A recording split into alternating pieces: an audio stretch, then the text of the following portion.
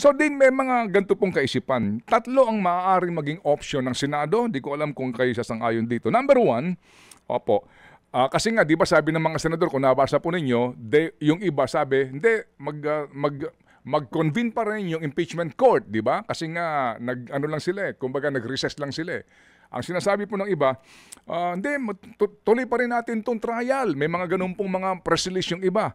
So, maaari daw yung option number one is for the Senate, mag-convene ng impeachment court ulit to mag-convene and then decide either to dissolve the impeachment court because of this decision.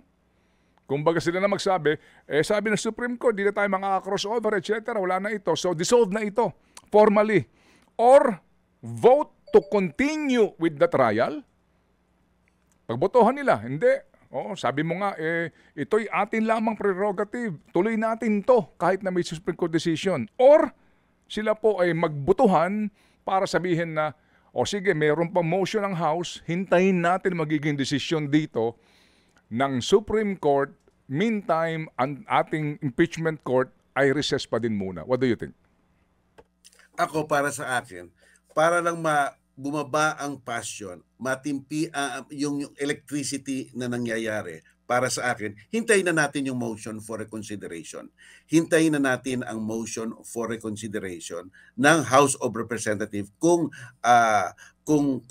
magfa-file nga sila. Yan, para lang sa akin kasi kung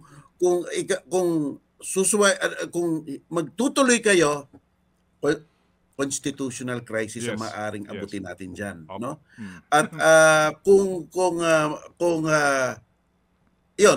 tutuloy kayo, constitutional crisis, kung hihintayin natin, binibigyan natin ng pagkakataon ang Korte Suprema, bagamat doubtful ako magbago, ng second look, opportunity for a second look dito sa napaka-importanting kasong ito.